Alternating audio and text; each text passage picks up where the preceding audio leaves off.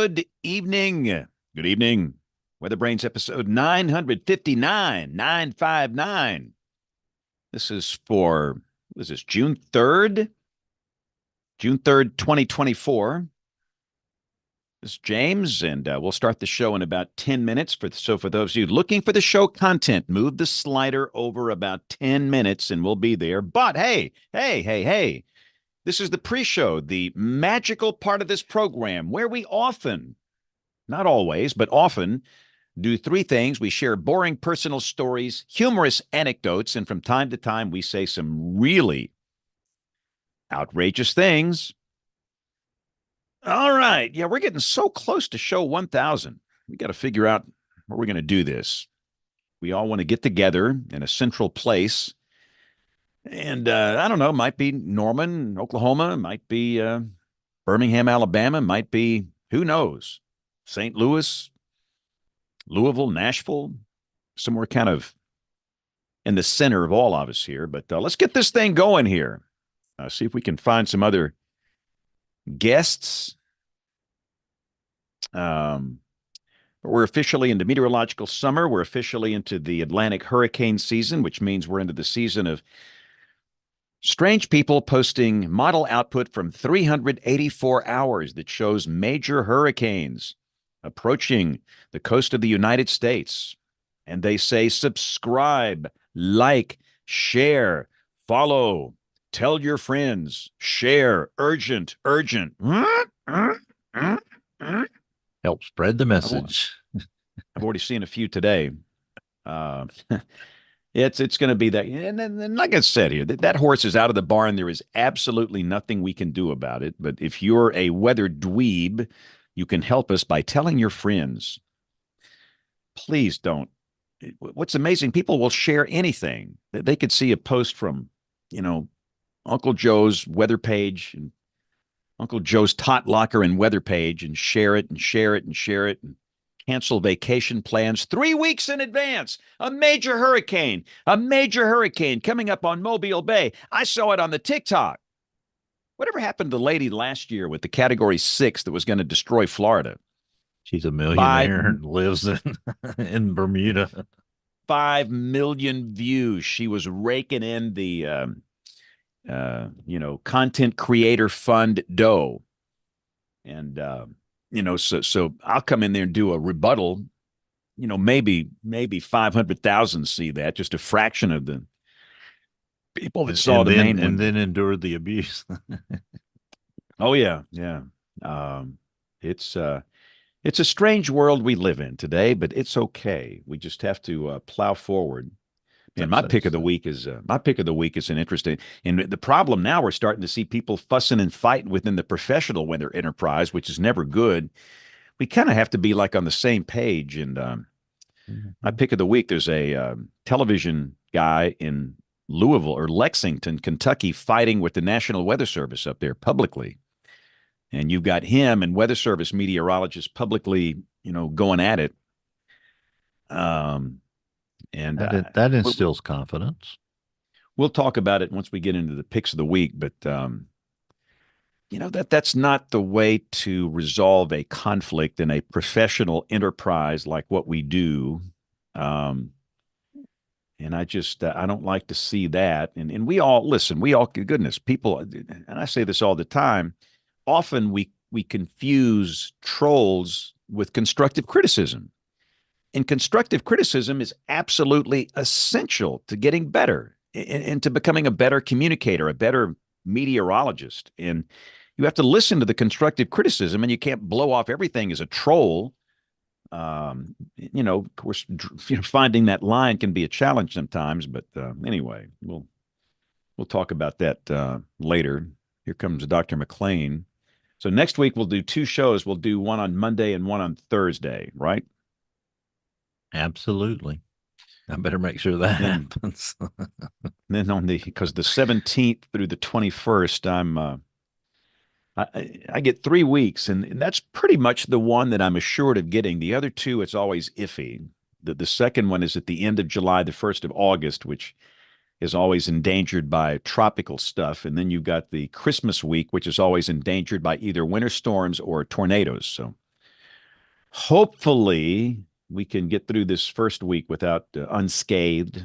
Going to Boston, as we always do, to watch a couple of Red Sox games. The Yankees are in town. And then my wife and I are going to the Canadian Rockies.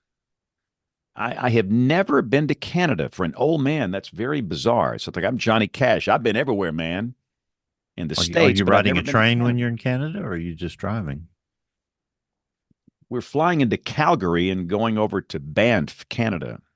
And I do believe there is a train excursion we'll be on during the time there. But anyway, I'm not, the pictures I see are just unbelievable from up there. And I loved hopefully we're not Calgary going to, too. It was a great, great city.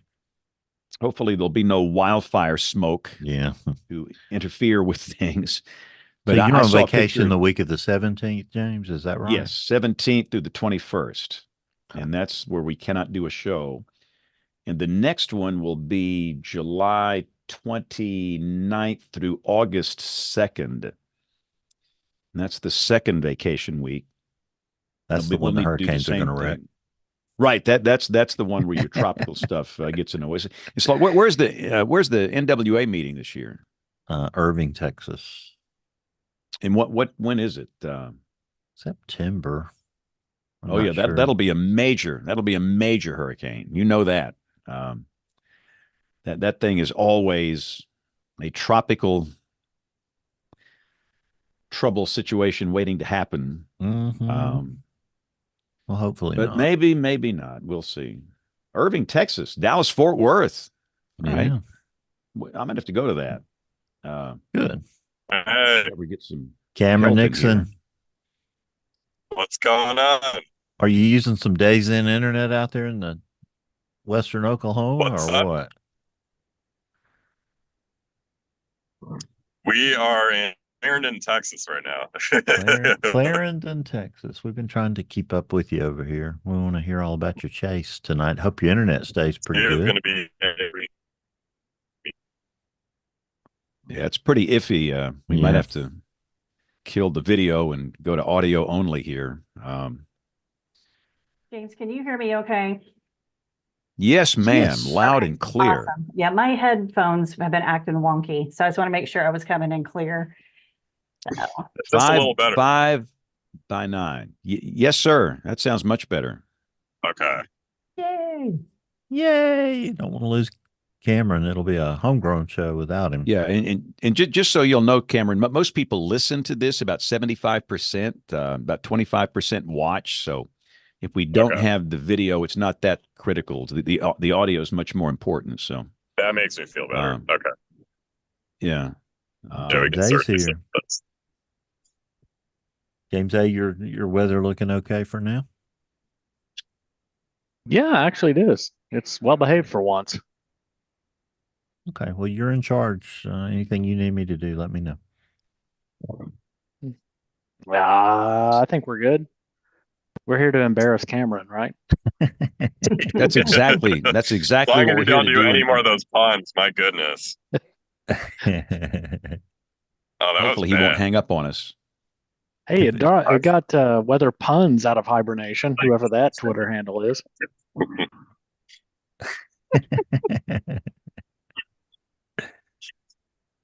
We have to wait until the top of the hour here, and we'll go in 45 seconds. So, Cameron, just to let you know, we're streaming live on YouTube. We always like to let our guests know that, to be sure. We just like to let you know. Appreciate it.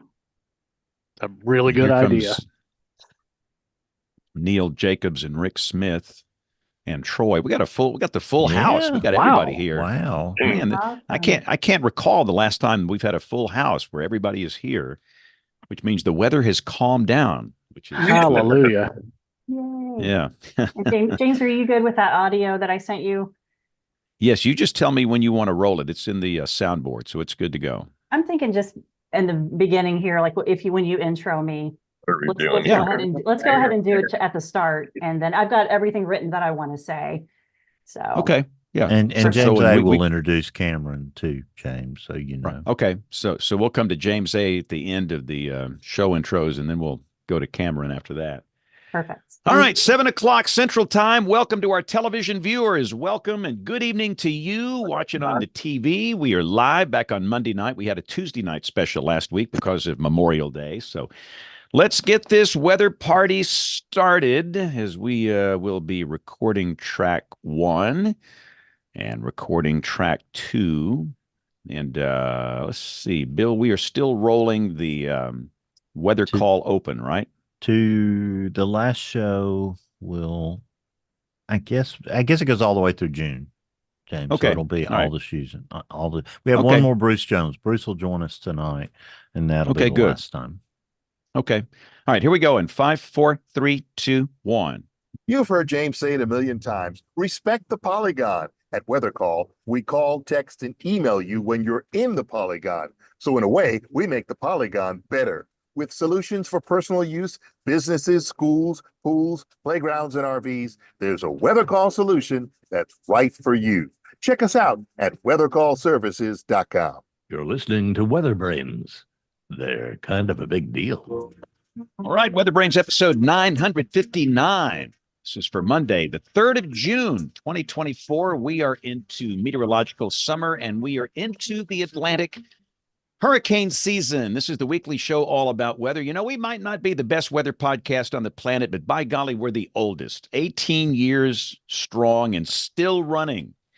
And let's just go right down to South Texas, to the heat dome capital of the universe, and Troy Kimmel. Troy, how's the heat in Austin, Texas? Not that bad. About 95 today, and oh, it's nothing. So, nothing. No, it's nothing. Nothing. Yeah. So no, it's been kind of a good day. I'm getting real, and I'm sure that James in Tulsa and Kim and Norman and everyone else in the Central Plain states, anyway, Rick. I'm so sick and tired of these storms that just repeatedly coming at us from the west and northwest, and it seemed like you know, at least in the past, it seemed like you get a courtesy break of a day or two. Now you get a courtesy break of 6 hours. And they just keep being fired. And it's really amazing, this pattern that we've seen. And not only that, as I pointed out before here, to me, it has really created, the numerical models have just been horrible overall with this, and they have not handled it well. And as a result, it's just been really unpredictable with these systems. Look at North Texas again today. Back up in North Texas, east of the Dallas-Fort Worth area. It's just been pretty amazing to watch that this spring, and hopefully hope that it shuts off. But I'm looking at more possibility of west, or what I call northwest flow situation here maybe in a week or so again. So I don't know. Throw up my hands. Well, I think we should go to Dr. Jacobs for a rebuttal here. You've insulted numerical weather prediction. Yeah, what do you say to Troy? They deserve to be insulted at this point. I mean, they're struggling. Yeah.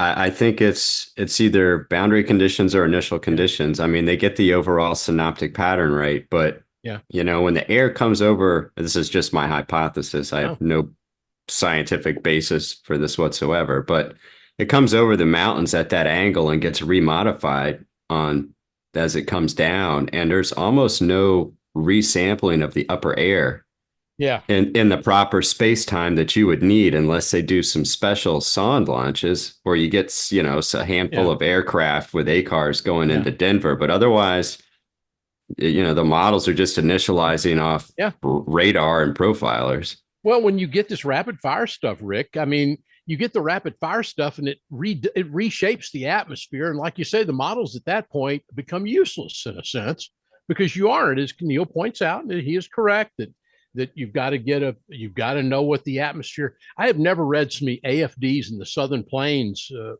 forecast discussions in the last week saying, you know what? Now we start over again. Those thunderstorms are through, and we wonder what it's done to affect the weather in the next 6 to 12 hours. And so Neil's exactly right. So I was taught years ago, all models are wrong. Some are useful. And I guess that's true. Neil, where are you, in North Carolina? I'm up in D.C. now. I'm up here for the AMS Summer Policy Colloquium. But yeah, tell us about that AMS meeting real quick. That's kind of a big deal. Yeah, so it's a week long thing that the AMS policy program does in the summer, and they take around 30 to 40 early career people. Sometime they're, PhD students to like early career feds, and they teach them the whole policy process. They bring in people from the executive branch, congressional staffers from appropriations, authorizing committees. They bring in folks from the agencies, and they talk about the federal budget process, how to write a law. We're discussing the Weather Act reauthorization this week. Today, we were over in the Capitol meeting with Senate appropriation staff. It's pretty cool because a lot of people, their entire knowledge of the U.S. government is the nonsense that they see on like CNN and Fox News, and they think that how is the country functioning? Yep. And the reality is all these staffers that are doing the work behind the scenes are working together across the aisle. It's largely, bipartisan, but that's not interesting news, No, no, no. That's outstanding. Well, great. We'll talk more about that later. Speaking of the AMS, let's go to the commissioner, Dr. Kim Cloko-McLean. Commissioner, how are you tonight? I'm great, and I love hearing about the policy colloquium. Speaking of AMS things, I went to the summer policy colloquium as a grad student, and that's where I learned about the congressional science fellowships that I would later take. I was an AMS congressional science fellow well before I was commissioner. And the policy colloquium is just outstanding. So if you have an interest in this area, you haven't been before, it's definitely something worth checking out. And I can say, if you're a student and you have interest in this area, you should very much check this out. There are generally students every year. Neil, are there graduate students this year? There are. We got a handful of graduate students, and NSF actually does fellowships and travel grants as well as, I think there's probably some others. I know that there's an NSF one, and then there's a Bill Hook one, which is usually for more senior career people. Yeah, it's awesome. Awesome. So great week. So while all of you guys are up to all of your various things, what I'm really excited about is next week is the AMS broadcast conference, and that's held concurrently with the conference on weather warnings communication. And I'm going to help wrestle together. I think 9 of the national centers are going to be part of a panel discussion where we're giving lightning talks, essentially a media toolkit for broadcast meteorologists, how to help tell your weather story with all the things NSEP can provide. So if you're anywhere around South Carolina, or if you can be, you should come and check that out. I can't wait to see you, Kim. I will actually be there along with Todd Glickman, representing the CBM exam review committee. We're going to talk to the group a little bit, and then Neil Jacobs, he may be coming to town, so call the cops, and we'll all be, they'll get all the people alerted that Neil and Troy are in town. So get the bail money ready. We'll be waiting over here. I just hope Neil's takes us out fishing. Mm-hmm. Are you crazy? Do you want that? Copperheads, yeah. Well, whatever happens, it'll be a great story. We know that. No, Rick Smith, have you recovered from your long month? Yeah, I think so. I think it's been a busy month. I'm recovering. Last week, most of last week, I was at the Texas Emergency Management Conference in Fort Worth, and I know Bruce gave me a dirty look on Wednesday morning when he walked past our booth that I wasn't on the show Tuesday night, but I apologize. But that was a great conference, about 4,500 people, like almost AMS level of attendance, and it's just crazy. Everything's bigger in Texas, they tell me, or they say, so evidently that's true. So yeah, and just, and Troy's talking about MCS season and Northwest Flow season. The only thing that makes it tolerable is I know what happens next after that ends, and I'm not sure I like that any better. So we'll just get it while we can. Yep. The Death Ridge. All right. So Bill Murray, Birmingham, It's been one of the, everybody else has had the crazy action. We've had one of the slowest tornado seasons here in 3 decades. It's been We'll quiet. take You it. should have Thank you. said that. Yeah, exactly. We'll just Yeah. just be happy with what we've got for sure. We could use a little more rain in my neighborhood, but we got an inch on Saturday morning, which was nice. And y'all are going to get, I mean, James, you and Bill, I mean, that part of the country is getting a cold front the next week, right? A little bit of a cold front in from the north. Yeah. Yep. We're excited about it. It's we could see some 50s in here Saturday morning. Really? Yeah. I'm glad to see Louisiana getting rain, even though they're having to put up with a lot of strong thunderstorms, because I know last year was such a disaster in that part of the country. So I'm thankful for that. Another big MCS bearing down on northern Louisiana tonight. So, but they'll take the rain. I know they'll be happy to get that. But we want to thank Jen Nairmore for sending the continental air down our way late this week. Thank you, ma'am. Thank you. You bet. Anytime. Yeah, my high here on Friday, upper 60s. I'll take it. And guys, it's just the little things. I'm excited this week. I get a haircut and I can stop hiding my Rosanna Dana hair under a hat. So not everyone's going to know that reference, but if you do, you know exactly what I'm talking about. I do. Saturday Night Live. Never mind. Exactly.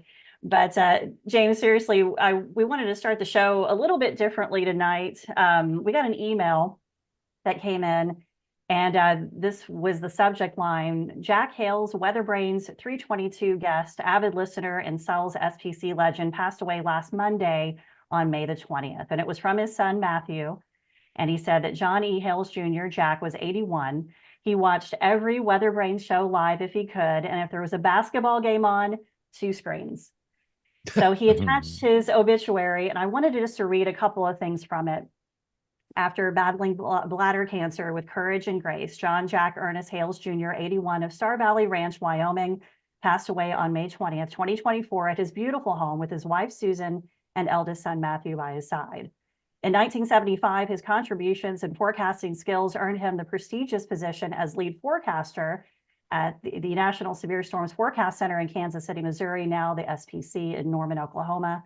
Over the next 36 years until his retirement in 2011, Jack's influence as lead forecaster of severe storms and tornadoes advanced the life-saving field into the 21st century. He mentored, he gave presentations to school kids, a couple of other things here. He introduced the concept of particularly dangerous situation, the PDS, which the National Weather Service obviously still uses. And he issued 5,540 life-saving severe thunderstorm and tornado watches, more than twice the number of any other lead forecaster. And so when we got the email in, I asked James if I could go back and listen to episode 322, which was entitled 17 Inches of Yellow Crud. And I wanted just to listen. It was an amazing interview. So I do recommend that folks go back and listen to it. I let Matthew know that we were going to do something special tonight, and the family is listening. So James, if you want to cue up that audio and play it, and then if anybody would like to make any comments afterward, that would be great. And when I saw that you had written 5,500 severe weather watches, is that absolutely true? I mean, that's a bunch. That's got to be the record, doesn't it? Yes, it is. If you hang around long enough, I guess stuff happens. Well, that's just an incredible thing. I couldn't figure out when to retire, so I just kept issuing watches. Now, when the super outbreak happened in 1974, you were still in Phoenix, right? I was in Phoenix, yes. But you were in discussions shortly thereafter about going to Kansas City. Why don't you tell us about how that happened? Well, let's see. Actually, it was an important day for my career, April 3rd, 74, because on that day, the deputy director of the National Severe Storm Forecast Center, Fred Ospey, was visiting Phoenix. And so, I was able to get to know Fred, and he was able to get to know me, and we discussed not only what was going on, obviously, in the plains, but some of the work I'd done in Phoenix that got their attention. And so that sort of put me on the chart as far as the future. And then that fall, I took a familiarization flight out to Kansas City just to, you didn't know what the future held, but certainly interested me if there was a possibility of getting into the sales unit to meet some people. And within a year, I was there. The PDS watch story behind that is 1981. Our deputy director at the time was Ed Ferguson, and he was a great deputy director. And we were going to a new communication system, so we had some more flexibility in the formatting of our watches and whatever. And he came up to me one day and says, well, we have this window of opportunity to maybe do something a little different. What do you think? Come up with something. And I said, well, I thought about it. And I said, well, there are situations even back then we recognize that were definitely greater potential for significant tornadoes than a lot of situations. And so I thought, well, we could maybe say, have some kind of terminology that sort of highlighted those days, those situations. And so I gave them those terms, and they're still around today. And I think Bob Johns issued the first PDS watch. Let's see, it was in April of 82 on April 2nd, 82. Bob Johns issued it. I was going to say, I started in 78. You started in 75. So I've had a whole bunch of Jack Hales tornado watches and severe thunderstorm watches on my watch. Hey, you probably read about 5,250 of those 5,500 watches. I did, but you're a legend, Jack, and it was great to see you at the NWA meeting, and we appreciate all the work that you've done. And one more question, we'll let you go. What's it like being retired for some old guy? I can see it coming. What's it like on the other side? Well, you have to plan ahead. If you have something to do, I think it's great, and I have something to do. I'm up living here in the Star Valley, which I love. I've got as I mentioned before, I think a website. I've got involved with the schools up here. I've got a couple of weather stations in the schools that are online, and I do blogging, but it's great. Yeah, James, I was so honored to get to spend a day with Jack during one of his shifts back in the early 2000s. And he answered so many questions for me and told me so many things, including about a tornado in 1970 that occurred on April 18th, very near where our guest is tonight. And he was so brutally honest about, mistakes, successes, everything. Just a humble gentleman. And I sure did enjoy every minute of getting to meet him, and having him on the show was one of the highlights of this podcast too. Great. Well, thanks for that audio, Jen. And again, I can just see that word Hales on so many of those watches over the years. Just great memories there. But let's go to James Adelot, because, James, we got to bring in our guest. You're running the show tonight, so go. Well, our guest is, I'm not sure how we got acquainted. I know as a Valpo grad, and my weekend evening guy, Mike Grogan, is also a Valpo grad, so that's how we were introduced. But he dropped me a note with a paper of his about deviant tornado motion. And I mean deviant, like not deviant warped personality, but deviant. It moves differently than you expect it to. Right. We need to. So that's what got me really keyed back into skew-tees and photographs and some of the cool things that they could tell us. But first of all, Cameron Nixon, where are you? That's a really good question. It's been a minute since I've checked, but I believe we are headed west, probably almost to Wellington at this point. I think we busted. You're talking Wellington, Texas, not Kansas, right? Wellington, Texas. Yep.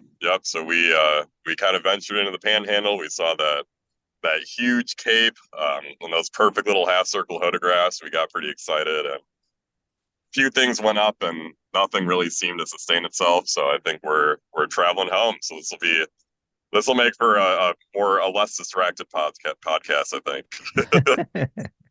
So what we always start asking our guests what their background is, how they got interested in weather, and kind of the steps they've gone through.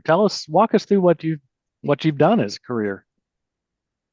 Yeah, that's a good question. Well, it's a loaded one, and I guess I could share my origin story, but I'm a storm chaser at heart, of course. I'm out here today, and Valparaiso University, go Valpo. We had this storm intercept team. It was kind of an extracurricular club, kind of just like our AMS club.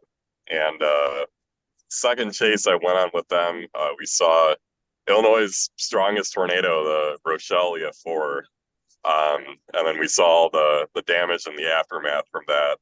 And I think that day in particular really messed with my mind because I remember reading the outlooks. I remember seeing the ingredients and putting together what I had learned thus far as a young little sophomore, and just thinking how extraordinarily that day exceeded my expectations. Just ripped him to the ceiling. I had no idea that kind of damage and devastation could result from a day like that.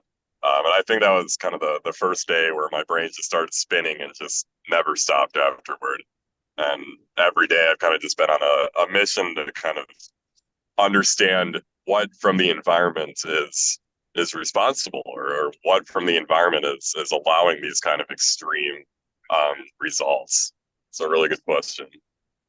So why did you choose grad school and not just jump out when you got your bachelor's and then, oh, I'm through with school?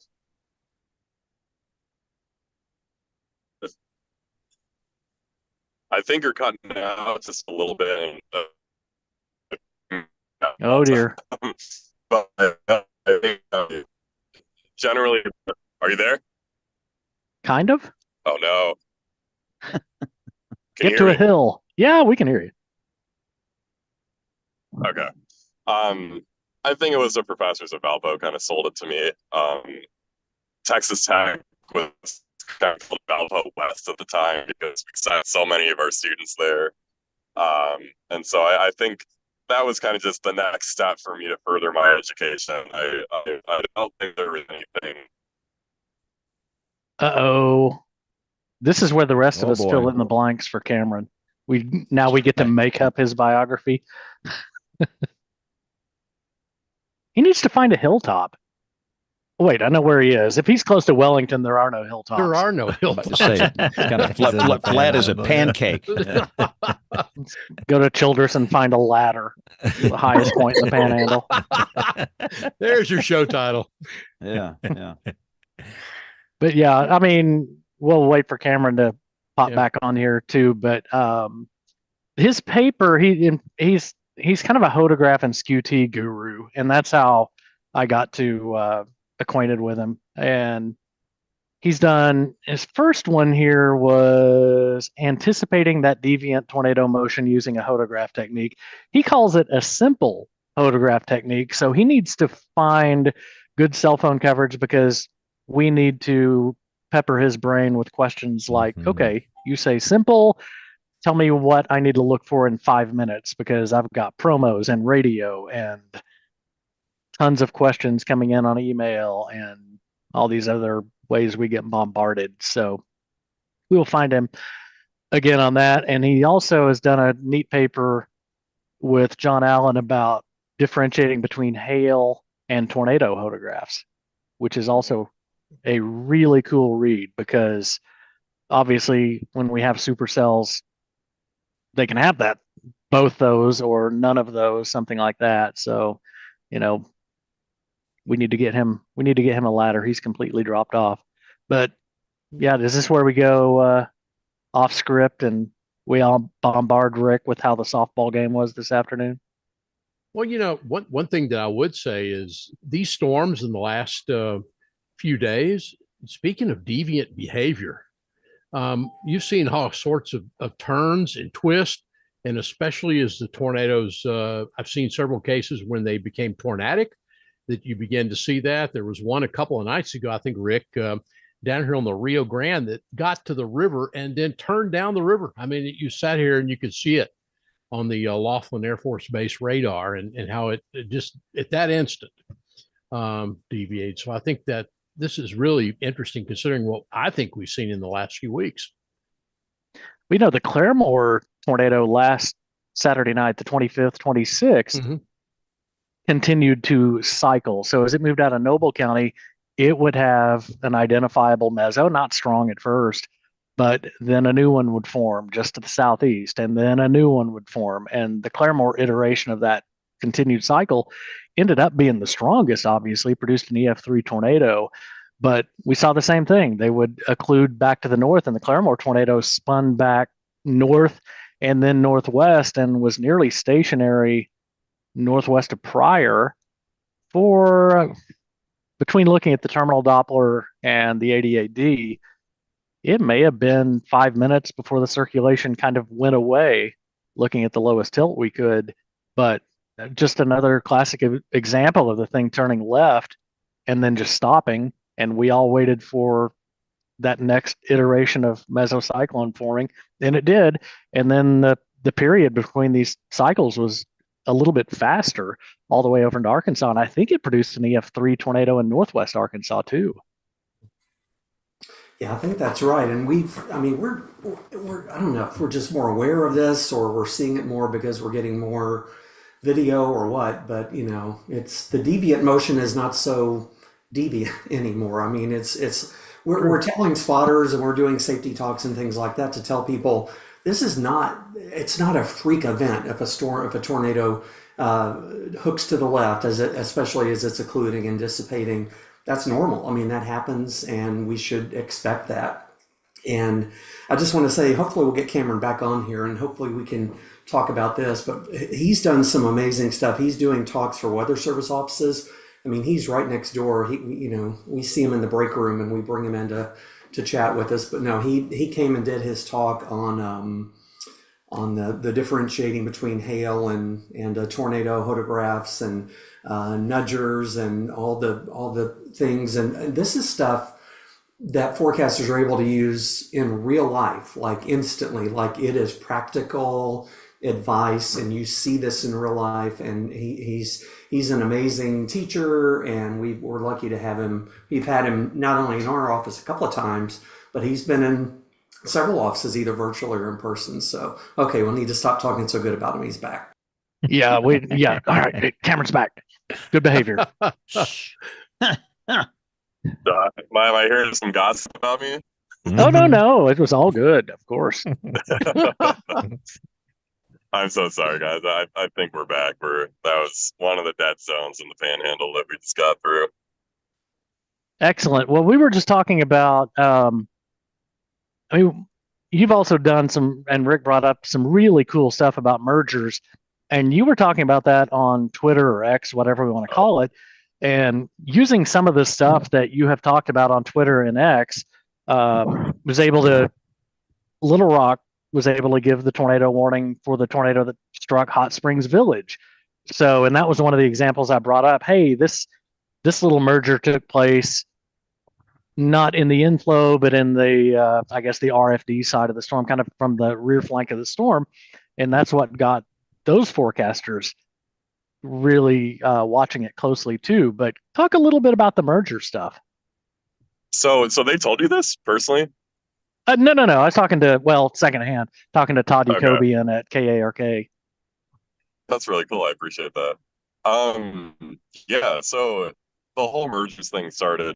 So for my PhD at Central Michigan, I had to look at the environments of hailstorms. And so really, I was kind of banging my head against the wall for years in a row, trying to figure out what in the environment was making these storms more and more conducive to larger and larger hail. And like the long story short is that we found some signals there, and there's a lot of vagueness around that.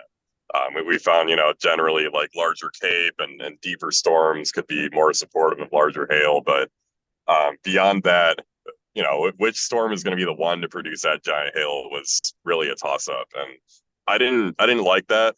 It was very, I didn't want to kind of just chalk everything up to chaos. So my next escapade then was literally just pouring data of just case after case after case of like 3-inch and greater hail. So are really impactful stuff. And just trying to see patterns and seeing if this.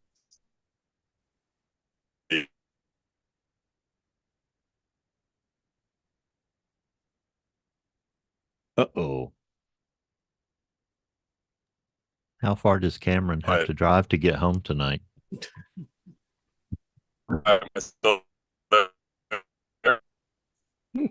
Oh dear. Yeah, he has to drive all the way, I'm afraid. You'd think one cell phone tower about 20 feet tall would be enough to service most of the Texas Panhandle. I mean, you can see the ALSIP signs from a long way away. But yeah, and Rick, you mentioned about that, so we'll put you on the spot talking about mergers.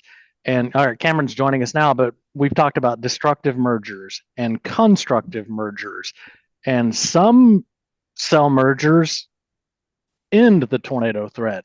Yeah. Some amplify the tornado threat. I don't know if Cameron can hear us and wants to jump in there. Yeah, so I'm still here. Yeah, so generally what we were finding for tornadoes was that if you had some kind of cell, and so I think the one thing that I want to kind of hammer home with this is that they don't have to be mergers. A lot of these that we saw impacting the cell were just cells kind of just hanging out near the storm and their rear flank or their forward flank. They weren't necessarily, merging constructively or even destructively. They were just kind of sitting there around the storm. And so what we found was that cells that were kind of sitting in the forward flank of a storm, so kind of ahead of the storm, seemed to suppress tornado potential and in the process enhance hail potential. Because if you have basically what we think is going on here is these cells out ahead of the storm are kind of contaminating their inflow. They're pushing this cool, stable air into the inflow region of that storm. And so in the process, when they do that, that more stable air actually, for a variety of reasons, makes hail production a little bit more efficient. So I think in the Little Rock case that you're referring to, or one of the Little Rock cases, because I have this loop in my presentation, you had a couple mergers into the forward flank of that supercell, and it was starting to produce a tornado. And as soon as they merged into it, just kind of stopped, and then it produced a lot of hail. So that's really cool. And the kind of antithesis to that then is these cell mergers or these other cells sitting in the rear flank of a supercell. And those are the cells that we found to be very important for tornadogenesis. And that's kind of just echoing Chris Broyles' work. He has a study out there basically finding that, a supercell could just hang around in a non-tornadic state for a while, and then a cell forms in its rear flank and then triggers tornadogenesis. Why do you think that happens? What's happening mechanically? Yeah. So that would be the natural next question. Really, so we're operating under a hypothesis offered by actually an old colleague of mine at Texas Tech, Johannes Dahl and Yannick Fischer. And they basically found that, especially for the tornadogenesis enhancement, that these cells could just kind of hang out in the rear flank. And when they do, they enhance the rear flank downdraft of the supercell. And so fundamentally, we know that in order to get a tornado, our rear flank downdraft has to be sufficiently strong. And they noticed that in a lot of these cases, especially when shear was really strong, the rear flank downdraft would kind of struggle to form, or kind of struggle to initiate and wrap up and wrap around them as a cyclone. And they would struggle until you get another cell there that's kind of acting as kind of a booster to enhance that RFD and commence that tornadogenesis process.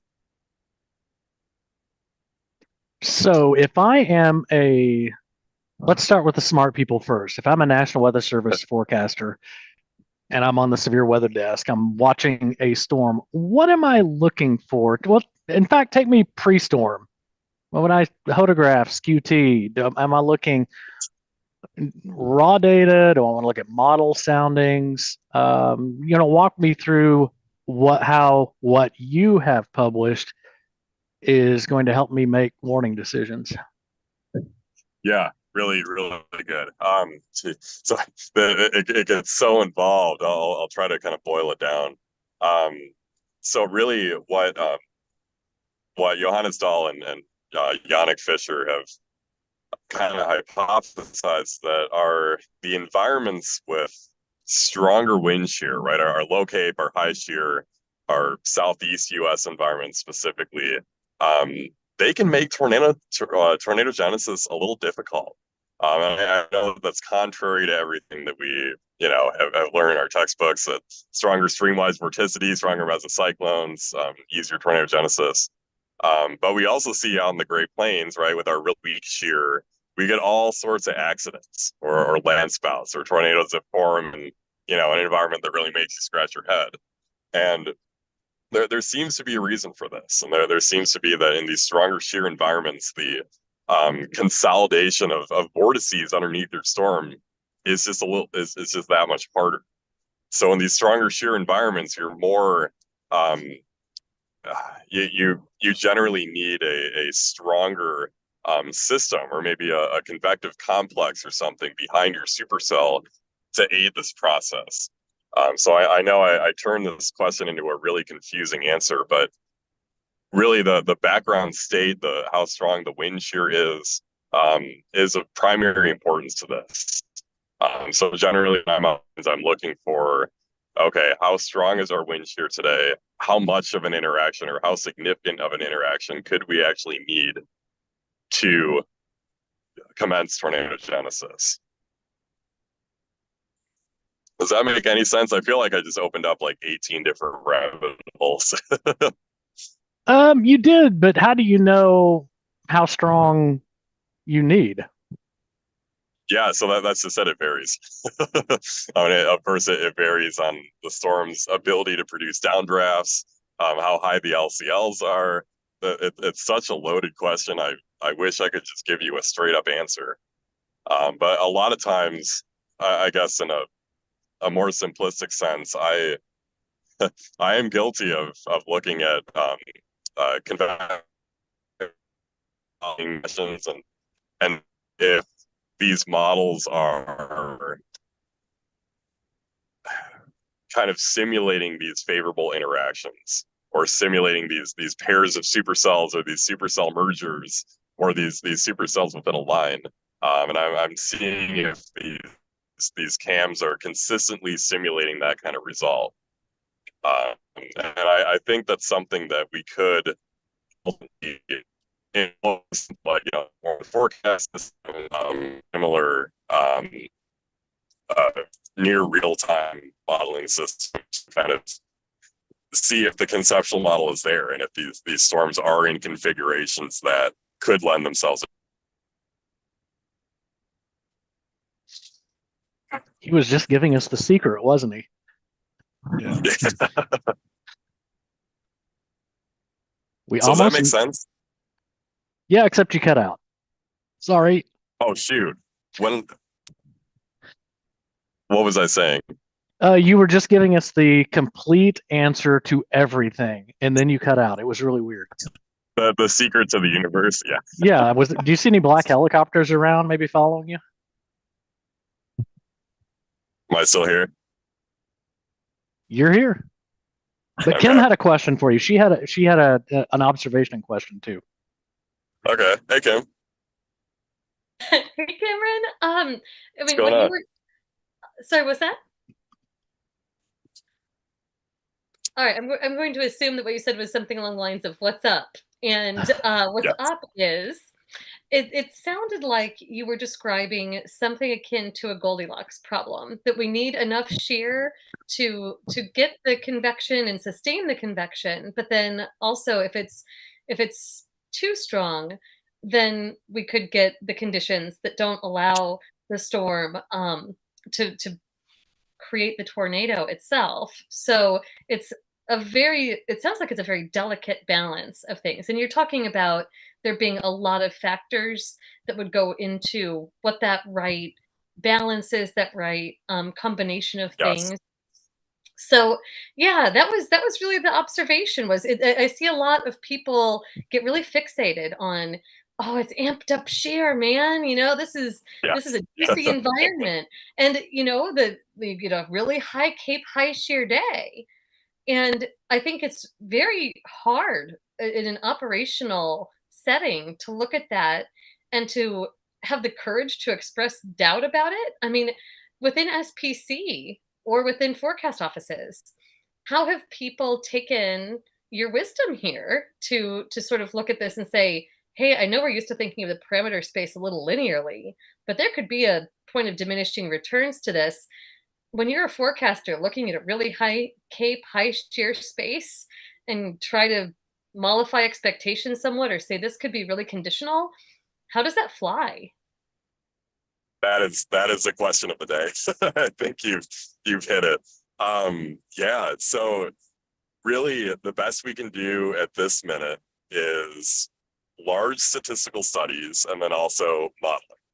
And I think where we've already gone so far are these large statistical studies, and really just finding patterns in the convective mode and evolution in different shear environments. And what we've noticed is that environments with really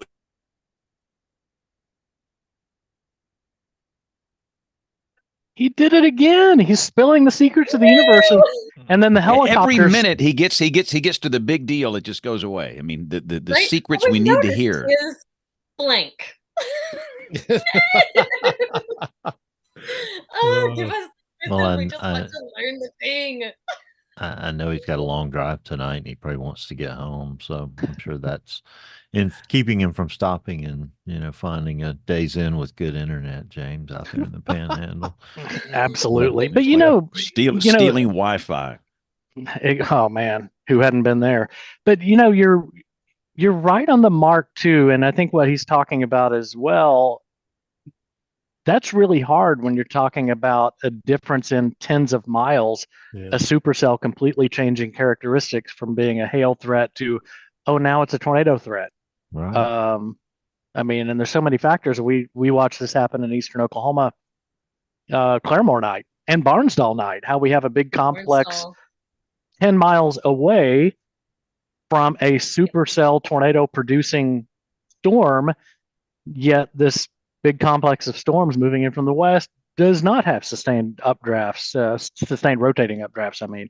So, gosh, the granularity of what we're going to have to do this well. Ooh, where do we go? How do we do this? So, James A., when you were broadcasting, you spent some time talking about the destructive and constructive mergers, and I don't have a good understanding of that concept. Could you or Rick or anyone else, or if when we get Cameron back on here, talk about that a little bit? Looks like I'm back for the minute. Hey, Cameron's back. Hey. Say the important stuff up front, Cameron. Yeah, Cameron, as usual, you cut out right when you were saying, and what we learned about that was, and then we didn't hear anything else. I'm so sorry. Okay, so yeah, I think like you. Oh no. That's uncanny. Am I still here? Oh my! Producer JP is going to kill me tomorrow morning. We have to edit this. The audio version.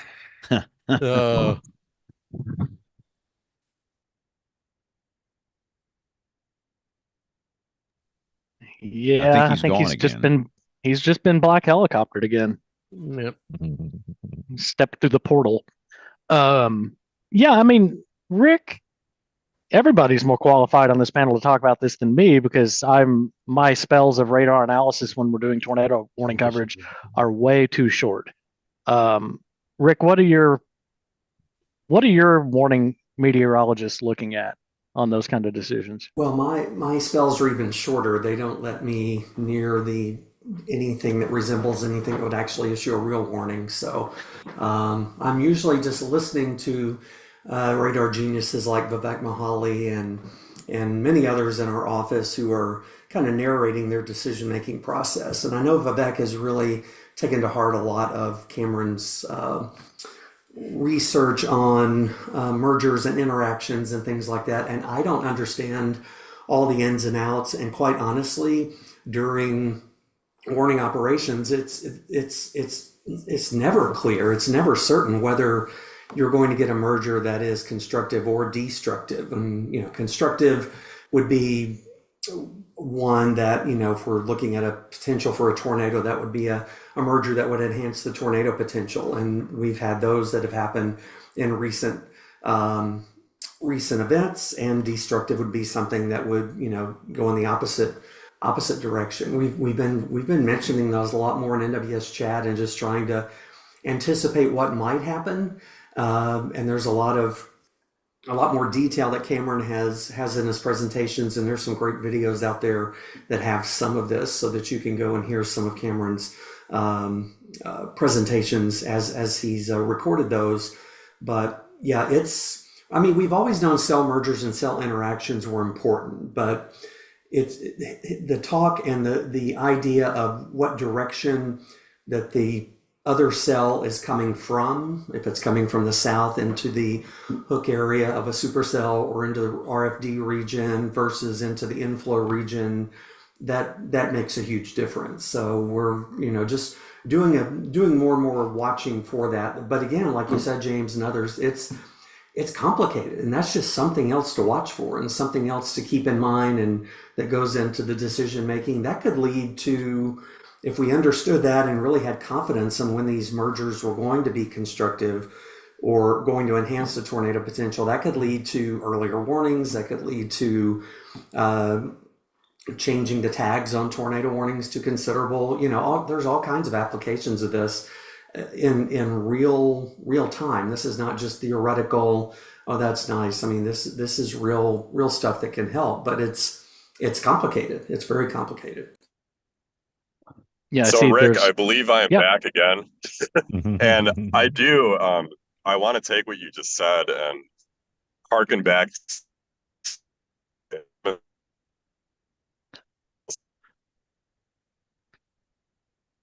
And he's gone. That is that the radar, the forecaster and the radar analyst does not have the time and the bandwidth to think about all these interactions. They need to be focused on the actual attributes of the storm itself. So I think this is where I think this is where like the meso analyst comes in and is able to kind of synthesize, okay, what environment are we dealing with? What mergers could be constructive or destructive in this kind of environment?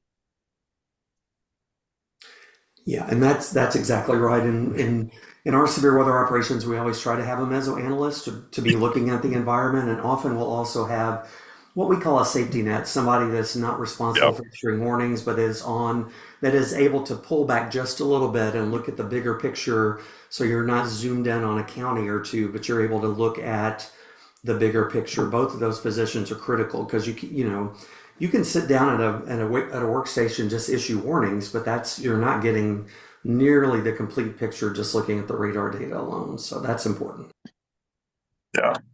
And so, Kim, now that it looks like I now have one bar left, so I'll try to answer your question again. But like, I think where we're seeing the importance in the forecasting workflow is evidenced in the kind of distribution and the modes of convection that produce tornadoes in a variety of different environments. So generally, when you're at kind of a moderate shear and a moderate cape, most of your tornadoes are produced by supercells. But then when you look at cases of really intense low-level shear, just in strong SRH big photographs, which seem to be more favorable for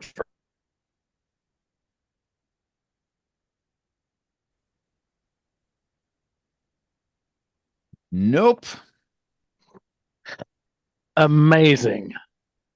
Troy, this is your stage. This could have been the greatest show, the greatest show ever. It could have been. It's going to be the greatest June 24th show we ever had. We will re-air this on June 31st. Yeah, exactly. Yeah.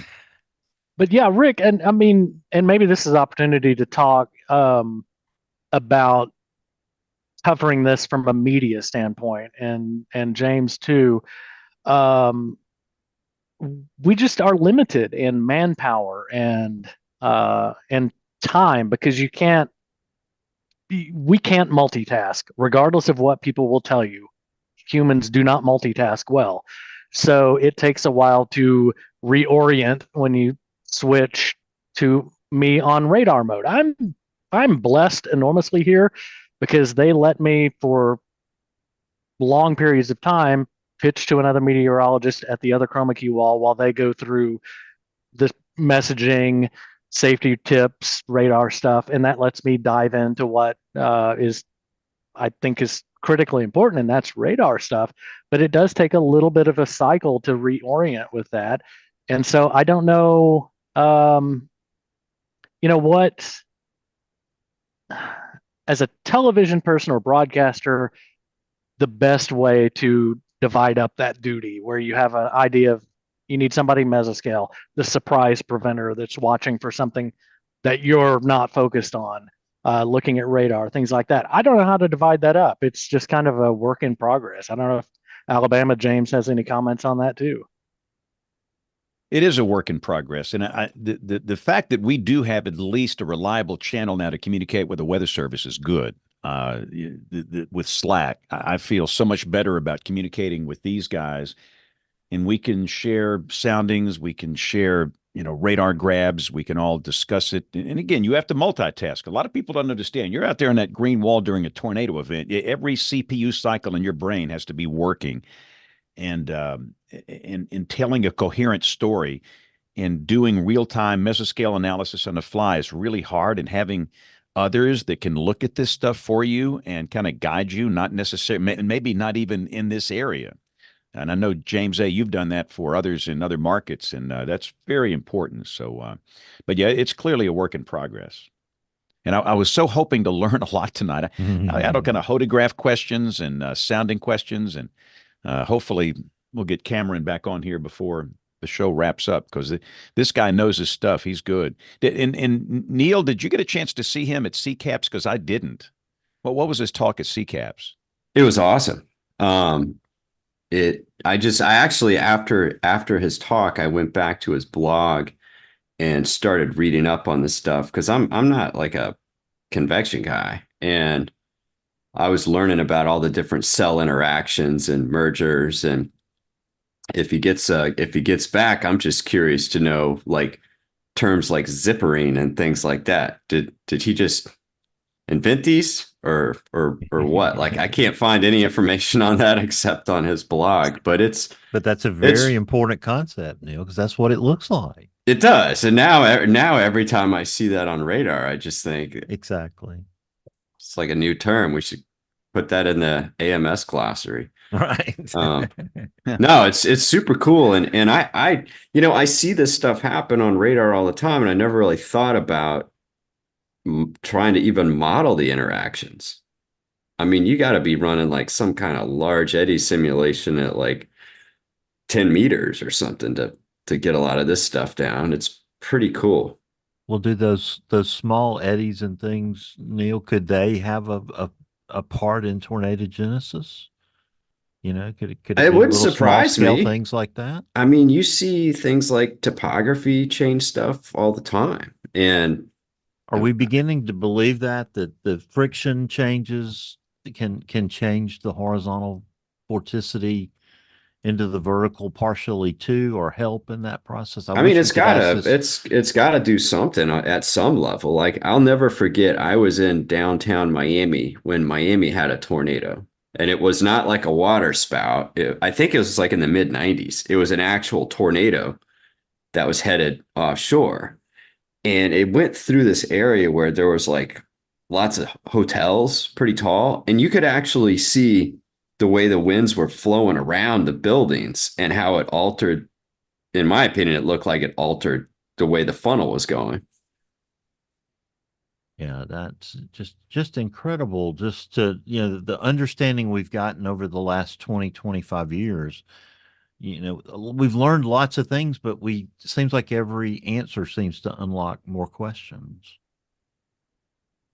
Yeah, well, the crazy thing to me is just, what kind of computational resources are we going to need when we start trying to run models and calculations at this scale? And if we get to this kind of fine resolution, how much does the physics change? Like a lot of people, they might not realize this, but most of the physics subroutines and stuff in the models are just parameterizations of stuff. They're estimates or they're empirical. They're not like explicitly calculating laws that are valid, whether you're talking about kilometers or millimeters.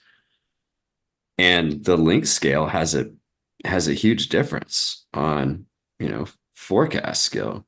So Does we've machine learning or AI help us or hurt us in this situation, Neil, or is it a wash?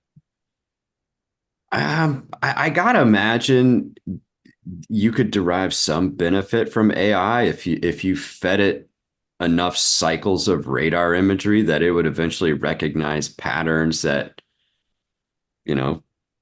people like Cameron have obviously recognized these and started digging into, hey, why does this storm always die when there's a cell next to it that forms here and does this kind of thing? I mean, that's pattern recognition essentially. Whether or not people care if you can explain the physics properly to get the right answer, I don't know. I mean, the Weather Service's business is saving lives and protecting property. Why do they care whether, how you get the right forecast as long as it's right? As a scientist, I'm a little unnerved by the fact that something can do a calculation and get a right answer that I can't explain, because then I'm 100% sure I can trust it, because Right. you don't know when it's not going to get it right. At least with the models, you watch enough output, when the model's going to screw up and when to ignore it. So this is what I was thinking about when you were playing the audio when we first started talking. And I'm so glad like these interviews are archived, because there's so much institutional knowledge when you're talking to all these people that have been forecasting for decades. And I worry that like a lot of that stuff's lost. I was thinking about this when I was at the AMS annual meeting. I was walking down the hall and they were having a memorial, and I can't even remember who it was for. I just remember looking in the room and like everyone in that room, like the brain power must have been crazy, but everyone in that room was over the age of 75. Mm. And I just thought, I should go over to like the student conference and tell them to go in that room and start talking to people, because it's going to be a shame if a lot of this, the knowledge that's been gained just through experience is not passed down. Well, that's why that day I had with Jack Hales was so magical, because I had like 8 hours unfettered just sitting with him. And he was engaging. He wanted me to ask questions. It was a blue sky day and across the country in December or something. And, he would answer anything I asked him, and things I didn't even think to ask him, he brought up. And yeah, I wouldn't trade it for the world in that interview. I'm glad you went and dug it up, Jen, because that was very appropriate. Let me ask there's kind of an obtuse question in a way, but we're bragging that we're really good at tornado watches, that we catch nearly all of the EF4, EF5 level tornadoes in a watch, but there's still a lot of empty space in a tornado watch.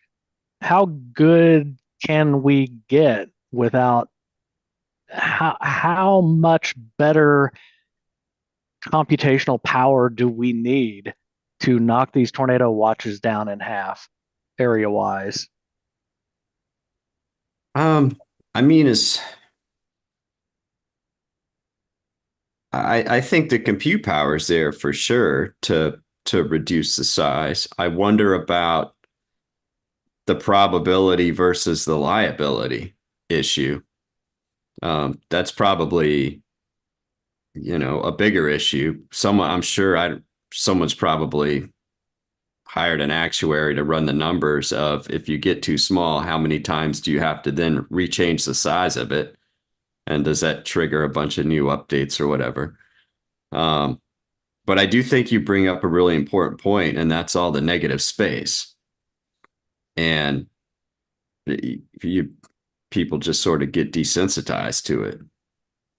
They do. And that's something that I've seen in event after event when I go to do after tornado outbreak, or it's just a single tornado has occurred. How did people receive various kinds of forecast information? What was actionable? You'll hear people talk about how there was a watch, and I think the watch plays a special role in engaging the emergency management system. They start to step up their EOCs. It plays an important role in, broadcast television. They get prepared, right? They're ramping up.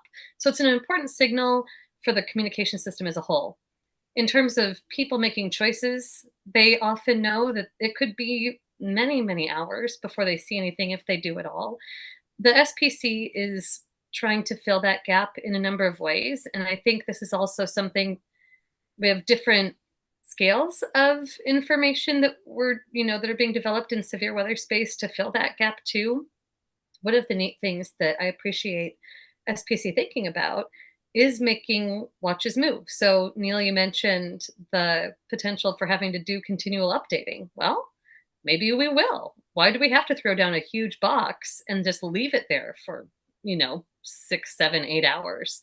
Why can't we make something that's a little narrower near where convection is anticipated to initiate, and then move it along as it goes along, creating a more equitable, effective lead time for the watch product?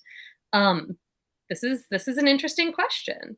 You get all kinds of geographic irregularities to that equity proposition right now based on just the way that our country is set up and the kinds of synoptics you can expect. There are some places that are always on the western edge of a watch, and some places that are going to find themselves at the longer end of a watch more often. And so the very meaning of the product will be different depending on where you live. There are just a lot of irregularities owing to the way that we have created our system and execute it. And I think it's really innovative to think outside the box about that. At the same time, I think this is the purpose of the mesobeta scale MDs, mesoscale discussions that SPC is doing, where they're sort of filling these gaps. And I know, Rick, you guys in your office, you're filling the gaps too by taking some of this model output from the shorter term convective models and looking ahead in a couple hour space and saying, hey, there are storms down in, say, Southwest Oklahoma right now, and we, based on the best available guidance, see a real potential for these to continue on. Here's how likely it is to get to Central Oklahoma, even the OKC Metro. Rick, this seems like a really great thing for you to weigh in on, because you guys have been toying with this so much for a number of years. The very first office, right? You guys were the very first office to take the war on forecast model output and to translate it into this gap filling information from a local FO perspective. And that was so successful. Michael Lewis, when he wrote The Fifth Risk, he heard all about it, went out to Western Oklahoma and talked with an emergency manager who had received that information, acted hours earlier than they might have. A huge tornado hit that city. It was Elk City. Mm-hmm. Talk a little bit about what this looks like to you. Yeah, I mean, we've always known there's a gap in the messaging. We have an outlook, we have a tornado watch, say, that comes out at 2:30 in the afternoon, and then your community may not be impacted by a storm until 6 o'clock that night. Well, in the Weather Service traditional hardwired product suite, there wasn't much really there to fill that gap. Once we started being able to do graphics and starting with crudely hand-drawn graphics and progressing forward, we're able to use graphics to try to fill that gap. And it's kind of what we do. And we do this most of the bigger severe weather events, especially. I think we did one today, and it's based on the Warn-On forecast system. Typically, if we feel that the WAFS is handling the situation reasonably well, and we have some confidence in what it's showing us, then it's akin to the mesoscale discussions, but it's more plain language, and it's even more detailed. So it's down to maybe a couple of county level, but it's things like, okay, we see this storm is moving out of Southwest Oklahoma. It's going to be interacting with this boundary the moisture's a little bit deeper, the LCLs are lower. The further east you get, the low-level jet is going to be kicking in. So the tornado threat is going to be increasing over these 2, 3, or 4 counties over the next hour and a half or 2 hours. It's a simple concept, but like you said, the Beckham County Emergency Manager, the Elk City tornado, that was, I think back in 2017 was the first real good test that we did of it. And yeah, I mean, it helps. And we're actually also trying to incorporate that into a method of trying to better, we can go on all kinds of topics from here.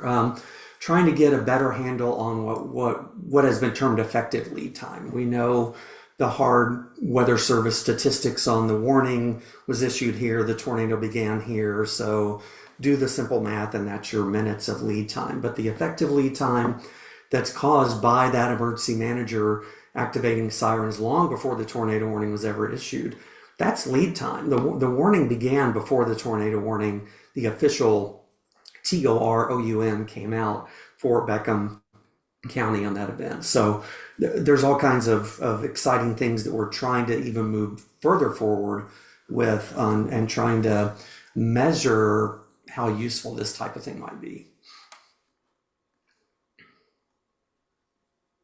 Yeah, and I was just putting in chat, but it's kind of for general discussion. That lead time is a whole lot different for hospitals or schools moving people to safety than one person in a house that has to dart to a hallway or safe room. Yeah.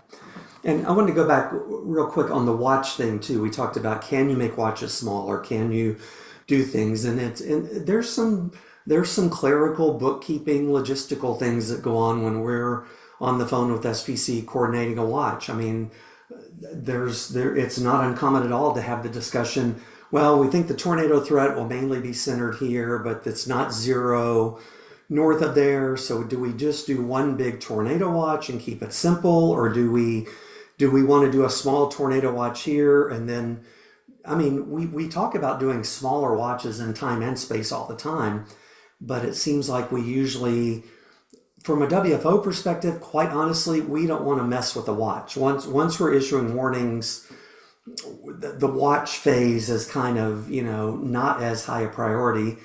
And that's one of the memories I have of Jack Hales. We talk about this all the time. Jack was not afraid of going big and going long with the watches. Like, we would have 10-hour length tornado watches that would cover the majority of the body of Oklahoma, So anyway, the concept of doing smaller watches, more fine-tuned watches, I think that's something that's definitely an area that's ripe for discussion. And the discussion does go on, but for a variety of issues, it just, usually for simplicity, we just don't get too cute with, doing a whole lot of little small watches. So anyway, I just want to go back to that topic briefly. Who else wants to jump in here before we I've got a quick question. Maybe it's going to require a long answer. Who knows? Whenever we're like talking to people about products and services and forecasting, it always is from the perspective of, how do we improve what we're doing? Like, how do we make this better? Is anyone thinking there might be a completely different way to approach the problem? Like, if someone just showed up in our field and knew absolutely nothing about what we did, and we said, your job is to tell these people a storm is coming, you're not 100% sure it's going to happen. How do you do that? I mean, I feel like we're sort of stuck within guardrails that we put on ourselves, decades ago, about how do we reduce the false alarm? How do we make the box smaller? Like, I don't know. Is anyone looking at, that's not even the right approach to start with. I don't know. Yeah, well, I mean, tinkering with these box sizes really gets at the question that really is underlying all these choices is about uncertainty. Everything Rick was just talking about is, well, we have to make this like decision about where our risk tolerance thresholds are. And because the products are deterministic, we have to make a one size fits all call. You're either in or out. I think that the paradigm shift is really the probabilistic information being made available. And that is what's going to free people to look at what's going on and make the choices that they need to make for themselves based on, like you guys were saying earlier, like there's effective lead time that is different whether you're a hospital or a school or an individual in a home. You just have a very different response horizon, a very different decision proposition, and you just have a different tolerance. So we're moving into a paradigm that is in some sense freeing that way. But the social sciences also, it's not completely there to help us understand how to assemble it all into pieces that make sense as a collection over time. And we can tell you a bit now about how to do that at one moment in time for a really well-defined decision problem. But for all people across time, that's a big, huge challenge.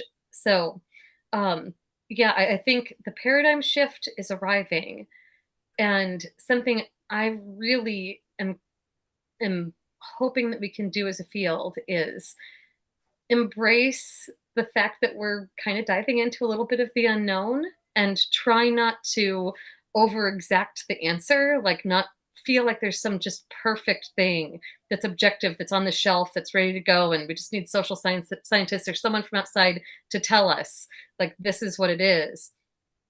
I think the seed of the idea is there. We need to plant that seed and nurture that seed and allow the plant to grow and not quash it in our over exuberance to just have the answer. And it can feel that way. And I can only imagine why, when you're in operations in the hot seat, you want that answer yesterday. But we have to also take care not to jump to a conclusion, and possibly do something that doesn't help as much as we hope it would. Another, as Cameron would say, there's a lot of stuff to unpack in all of that. But I'll leave that there. I'm glad that you mentioned that part about possibly having a paradigm shift. And I think that the paradigm shift is just being a little bit more descriptive about the potential forecast futures. How to do that is hard.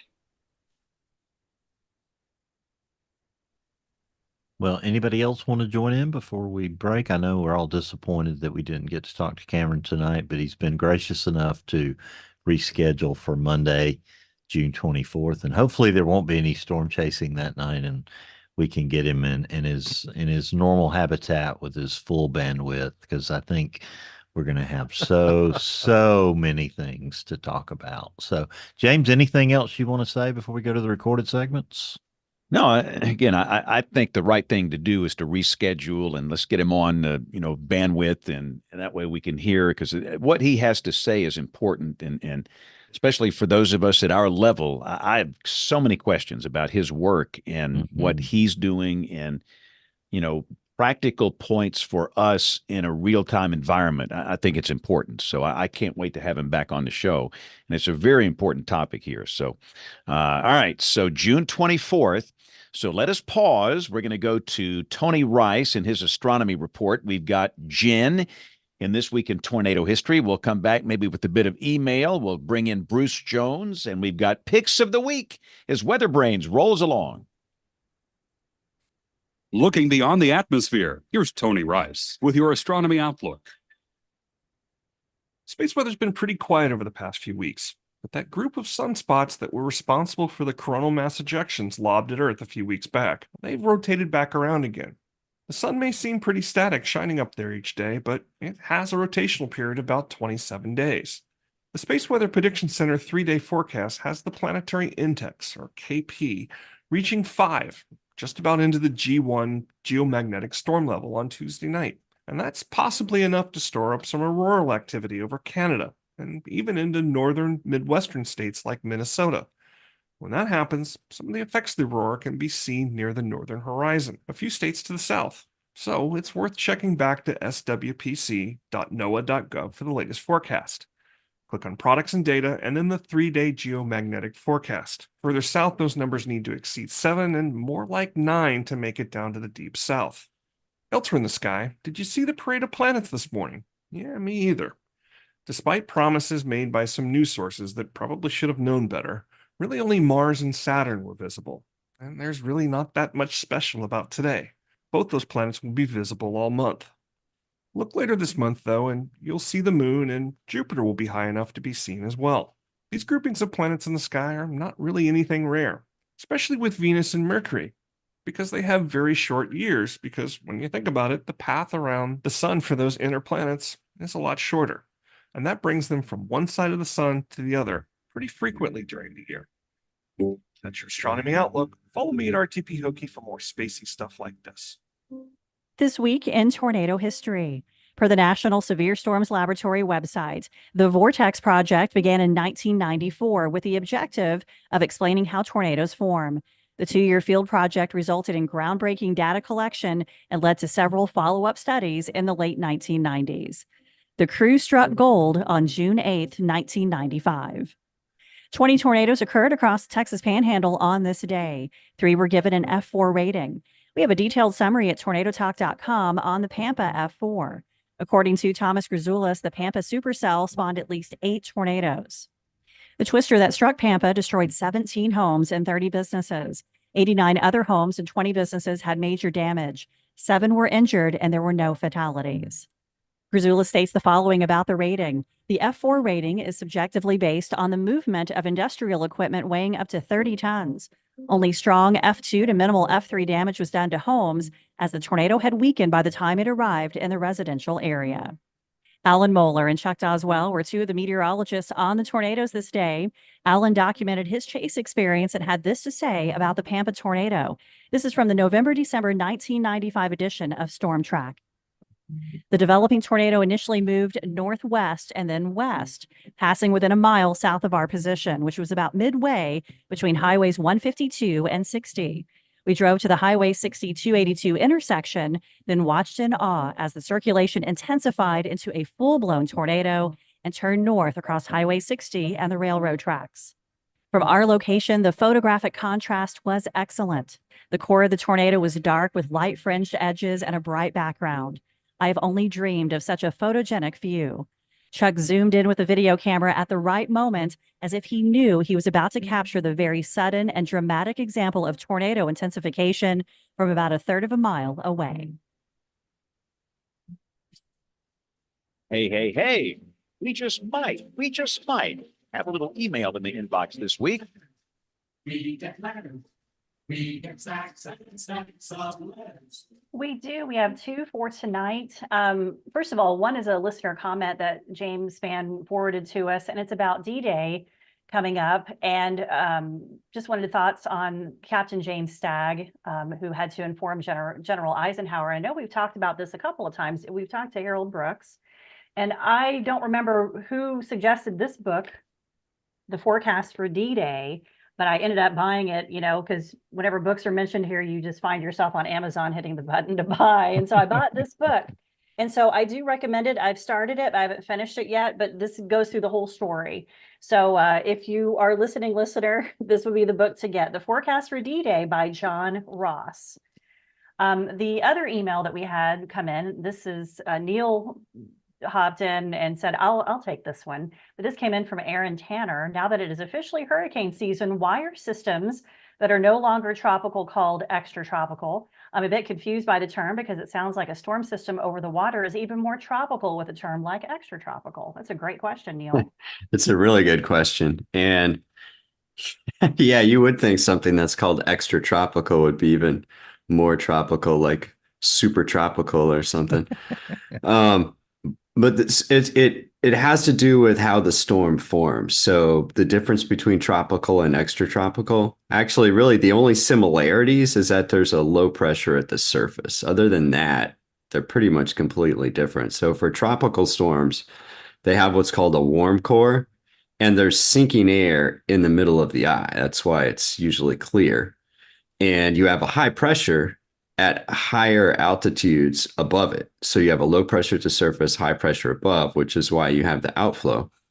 Extratropical storm is the physics is really different. So if you look up what's the definition of extratropical and don't put the storm behind it, you basically get 35 north to 65 north as the latitude. But really, these are what your nor'easters are. These are your mid-latitude winter cyclones, things like that, and they're driven by a thermal gradient. So they're largely driven by the energy and the fluxes derived from the difference between the cold air and the warm air. And it's an asymmetrical type storm.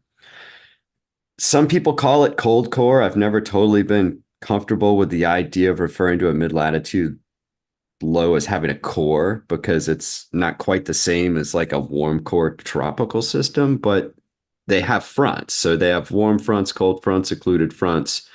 And while similar to a tropical system, they do have low pressure at the surface. Usually above extratropical systems, they also have a low. It's usually a trough or some type of upper level low that's usually offset to the west. And that's sort of what gives you this, what they call phasing or amplification. But while I was thinking about this, I did want to mention two other terms that often get mixed up with these and confused, and they're, sometimes interchangeable even in the forecast discussions. And one of them is subtropical. And that's the zone basically at a little bit below extratropical from 25 to 35 north or south if you live in the southern hemisphere. And those are storms that exhibit characteristics that are kind of halfway between tropical and extratropical. Maybe it's a low that's got like a complete circulation. It's not really asymmetrical, but it doesn't really have like the outflow above it or something like that. These can sometimes transition into either a tropical or extratropical storm. And then the last one is post-tropical, which is usually you would have like a tropical system that curves to the north and gets a high enough latitude that it starts to take on asymmetrical structure like an extratropical system. And a lot of times what happens is you get a tropical system, it swings north because it's pulled into the lower pressure of some type of mid-latitude front or trough. And then it gets entrained into that cold front and starts to take on an asymmetric structure. And then you'll see that referred to as a post-tropical or remnants of. But a great question. I actually, after that email, I thought maybe I should write like one of my weekly articles about that. I'm sure Jen would be glad to have it. Yeah, I'm a fan of that idea. And Aaron, thank you for your question. If you would like to have your mind blown by answers from Neil, please send your questions to email@weatherbrains.com and give him more ideas for the newsletter, because that comes out every Thursday morning at 9 a.m. Eastern. This week it is Troy with the newsletter article. And guys, we've done over 130 newsletters. So some amazing stuff in there. And I do my best to try to get the archived links onto the website. I'm a little bit behind, but you can read most of them and go back and look at the history and the articles on our website. Back to you, Bill. And this time of the week, we usually get to talk to Bruce Jones, and I kind of terminated him a little early last week, and it was, sort of bothering me. And then my old favorite nudge mail did me a good one. And I got the email in my inbox this morning that said, you have one more week of Bruce Jones. So I went back, I threw the red flag, asked for an official review. And because of the way the calendar fell, that was exactly right. So Bruce, apologies to you. And it is National Camping Week, Bruce. And I was immediately drawn to the thought that campers are some of the most vulnerable folks in the world to severe weather. We talk about manufactured housing all the time, but, folks that are in tents, that are in RVs, we've seen numerous examples, in just the last few weeks of, tornadoes that struck RV camps. There are disasters of flash floods, in camping areas. So, Bruce, it appears to me that, another required item that should be in your duffel bag when you go camping is the NOAA weather radio. Absolutely. We've had, as you mentioned, a lot of these tragedies over the years. You can be camping beside a babbling brook and not a drop of rain falls on your tent that night. but somewhere 40 miles up the hill, it rained cats and dogs. And at 2 or 3 o'clock in the morning, here comes that wall of water through your campground. And suddenly that cute little babbling brook is a raging torrent. So we've got those. And as you mentioned, we've got the, the wind events where these, campers get flipped. So I've always recommended that everyone, when they go camping, anytime they travel, have a NOAA weather radio along. Get a portable NOAA weather radio that you can have with you. So wherever you go, wherever you camp, you've got access to that information. One of our employees was telling me that he was just out at Moab, Utah recently, and he went walking up one of the canyons. He and friends went up the canyons, and boy, they're beautiful. They're gorgeous. The photographs are phenomenal. And I asked him, did you have a NOAA weather radio with you? And he said no, but they had checked the forecast via NOAA weather radio before they set out that day. And that's exactly the way to do it. If you go walking up a canyon and you don't know what's coming down from the other direction, you could get into a world of hurt real quickly. And Bruce, I didn't want to interrupt you, but James A. pointed out something very, very important, and Kim chimed in, and then Dr. Neal has, a 9 Live story that I want him to share real quick. So James, you go first. Kim, you follow, and then Dr. Neal. Yeah, Bruce was talking about campgrounds being vulnerable, and we just had one not far from Oklahoma in western Arkansas in 2010. And I don't know what the final death toll was in the Albert Pike campground flood, and it was late at night. Many of the campers, probably all of them, were asleep, and I don't know what the death toll was. It was more than 15. Yeah, I remember that very, very clearly. That was a real tragedy. Mm-hmm. It's so hard with water because it doesn't require the water to fall right where you are to then have that effect where you are. That happens often in the mountains. I think the Big Thompson Canyon flood was an example of this.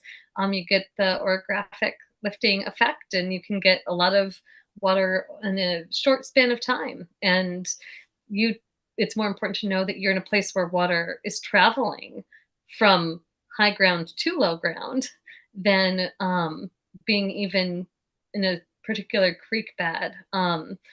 It's a tough thing, flooding. So that was the conversation in the chat. And Dr. Neal, your experience? Yeah, I can't believe I'm talking about 2 different tornado sightings in Florida, of all places. But I was camping down in Central Florida. This is mid 90s, 95, 96. I was at Long Point Campground. So if you're from Florida, it's just north of Sebastian Inlet. I was down there in March, just fishing and surfing, and had my NOAA weather radio. And it was the radio I had. I still have it, actually. I should pull it out. It was that square Radio Shack one that was like cube wood, and it had like the antenna with like the one button on the top. The greatest, yeah. And I was listening, and they started talking about like tornado warnings, and then they mentioned the towns and the times. And I pulled out like I had like this Gazette or Gazetteer, whatever you want to call it, like the big red, like of the state of Florida. And I looked at the towns, and I was like drawing a line. Yep, it's just like that one. And I realized that like I was next in the line. And so I was with a couple friends, and we drove around the campsite, and there was all a lot like RV campers there, like a lot of like, retired people are coming down to Florida, and I was like, you got to get out of here. Like there's a tornado coming. And they were unhooking their stuff and just driving. They're like, where are we going to go? And we all drove south down to Vero Beach, where, there was like an emergency. There's a hospital there with like this concrete emergency room. And when we drove back, like we could see the storm move offshore with the lightning and everything. We drove back to the campsite, like the bushes, the trees, like stuff was like dirt. And Did it destroy all the RVs? No, they all left. Oh, they pulled out with them. Yeah, like I'd never seen people like skedaddle that quick. I mean, to be honest, we had a lot of lead time. Like this thing was we weren't even in the warning yet, but we were downstream of the warning. So it was like a 30, 40-minute lead time. They had enough time to get the stuff out. I don't know if there was, I don't think there were any fatalities. There certainly weren't any fatalities at the campsite, but had I not had my NOAA radio and happened to have been listening to it because I could see lightning off in the distance and was just wondering, do I need to put the rain fly up on my tent or not? I would have never known there was a tornado coming. Wow. And that's an untold story of maybe 20, 30 fatalities that could have happened. So, Yeah. wow, that's amazing. Bruce Jones, that's, three great stories right there of why you got to have one. You got a special offer for all of our Weather Brains listeners, don't you? Yeah, I've been very pleased and honored to be part of the broadcast here this spring through the tornado season. I want to thank you and James for giving us the opportunity to do this special offer here. It's a promo code, and it'll get you 25% off of a weather radio if you go to midlandusa.com. So this is a tremendous opportunity for you because if you're traveling, you need one of these emergency crank radios, and at home, every home in America should have the voice of the National Weather Service sitting in the kitchen or in the bedroom. And you can get 25% off on the purchase of a portable weather radio or a home weather radio when you use the promo code SPAN25. That's SPANN25. That SPAN25 promo code gets you 25% off all the weather products and accessories that you'll find at midlandusa.com. And we strongly encourage every home to have one. I've been a fan of NOAA Weather Radio for many, many years, decades and decades. I think it's a wonderful system. I thank the National Weather Service for keeping it operational. I'd like to thank the weather forecast offices for sending out this information on multiple transmitters. We have offices that run 12, 13 transmitters out of one office. And think of the number of homes that they're protecting with this radio signal. Have multiple and redundant ways of getting your alerts, but make sure one of those ways is the official voice of the National Weather Service, NOAA Weather Radio. In my experience, nothing's faster and nothing gives you more complete and comprehensive information than the radio broadcast you get on a NOAA Weather Radio. The promo code is SPAN25, SPANN25, and you can use that promo code at midlandusa.com, and we encourage you to do so. We had James, I could just hear Joe Rumor, WVOK 690 back in the 70s. I could hear him doing a Bruce Jones Midland USA commercial just when I was listening to Bruce. Oh, yeah. But I was going to say, Bruce, we had a pre-dawn storm a week ago today, Memorial Day, and it wasn't a tornado. It was a severe thunderstorm. And people have to remember that you will be alerted to severe thunderstorm warnings as well. And it was rough. We don't have a lot of trees left after the tornado hit our house 3 years ago, but what few trees we had left, they're gone after that thing. It was we probably had 70, 75 mile per hour winds and came through about 5:30 a.m. And a lot of people never heard the warning. And I'm just saying, listen, if you had that weather radio in your home, you would know it was coming and you would know to prepare for 70, 75 mile per hour winds. It is absolutely critical that every home, every business has one. So, and again, if you're listening to us, and we lost a please, person that morning, James.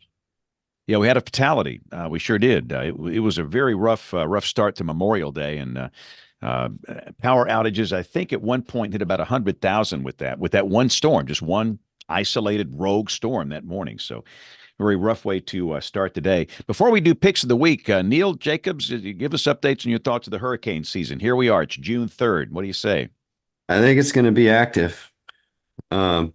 Unfortunately, I think that there's a tremendous amount of heat buildup in the water just from the previous season's El Niños suppressing the development with shear. And so when you finally enter a low shear season with that much residual heat buildup, the energy's got to go somewhere. I mean, the question is, do you have a lot of small storms, a fewer number of large storms, and do they stay offshore or do they make landfall? I mean, nobody knows, but there's nothing in the forecast that's really there to prevent the development, and there's more than enough fuel. So I think it's going to be potentially record setting. Yeah, and that's the question. What are these things recurve into the westerlies? I mean, who knows? But and again, people have to be ready, but not in a. We don't like to use fear, but having said that, what Dr. Jacob said is true, and sure looks like it'll be a very active season. So it is calm as we speak, but we'll see how she goes. But let's do picks of the week. This is where we go around the horn.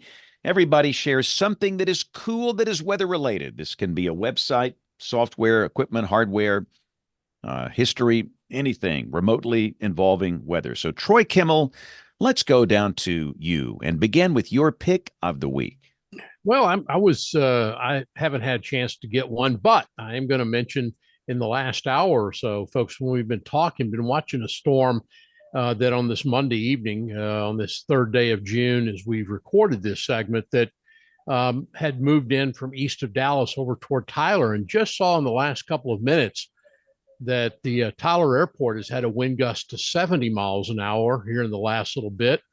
And across the entire city, they're reporting wind damage as that storm moves further into the Shreveport County warning area. So these big storms, again, this is where we started the show tonight about these things as rapid fire and moving eastward.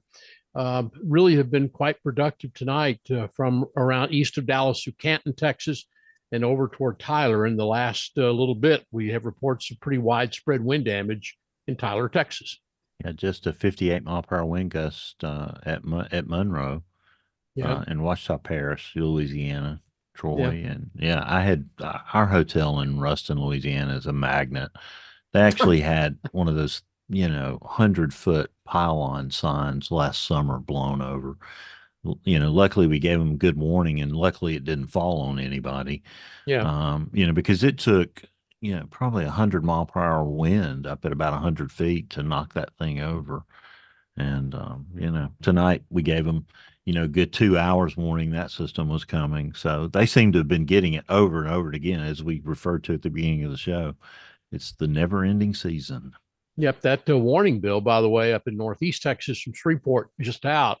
1, 2, 3, 4, 5, 6, 7, 8 counties, and it's a considerable tag on that as well. It's that one is pretty impressive storm. Been watching that one move eastward. That's 2 active, MCSs right there together. Yep. All right, let's go to James Adelot in Tulsa Town for a pick of the week. James? Well, Jim Tang is a storm photographer, storm chaser. I think he's based in the Bay Area, but he is active on X, Twitter, whatever you want to call it. And he had some fantastic pictures of the Silverton, Texas tornado last night. So if you draw a line between Amarillo and Lubbock, the straight line there connecting those two is Interstate 27. And it is straight and it is flat. But just to the east of that line is Silverton. And the pictures are amazing of the rope out stage of that. Yep. Well, James, one thing that I would mention real quick, I have a former student, Keith Miner, that was up on that storm as well, and he has some amazing photography that's also available. If you haven't seen that storm, it really was amazing. Yeah, photography is just incredible. I saw a time lapse of that thing. It was just beautiful from yesterday. All right, Jen, give us a pick of the week. All righty. So my pick of the week is a podcast episode from iHeartMedia. It's called the Very Special Episodes Podcast. And they tell an incredible story each week, stranger than fiction tales about normal people and extraordinary situations, stories that make you say, this should be a movie. Follow us down a different rabbit hole every Wednesday. So when I saw rabbit hole, I'm like, well, I love rabbit holes. That's what I do for a living with Tornado Talk. But the episode is The Shot, a buzzer beater that saved lives. Does anyone want to guess what event that was? SEC Basketball Championship tornado in Atlanta. You got it. March 14th, 2008.